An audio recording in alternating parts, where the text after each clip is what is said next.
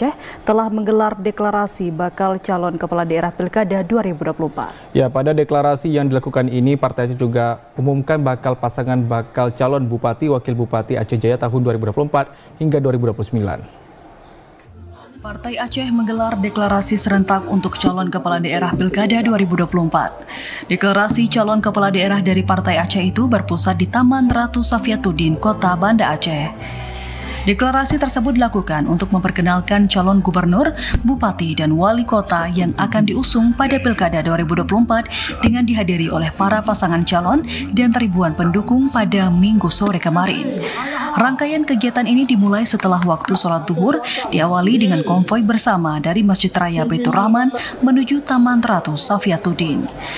Setiba di lokasi, para paslon termasuk cagup-cawagup diberikan SK penetapan sebagai bakal calon kepala daerah yang maju dari Partai Aceh oleh pimpinan partai.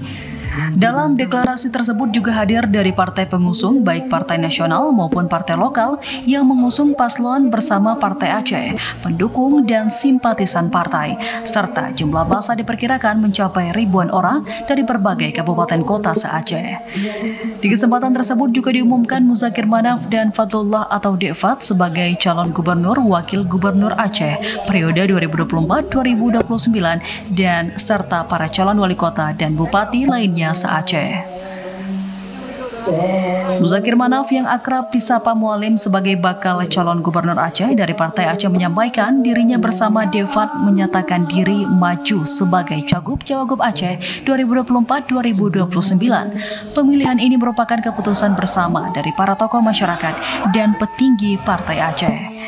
Deklarasi para paslon kepala daerah ini merupakan bentuk keseriusan Partai Aceh dalam mendukung calon-calon yang dinilai mampu memperjuangkan aspirasi masyarakat Aceh.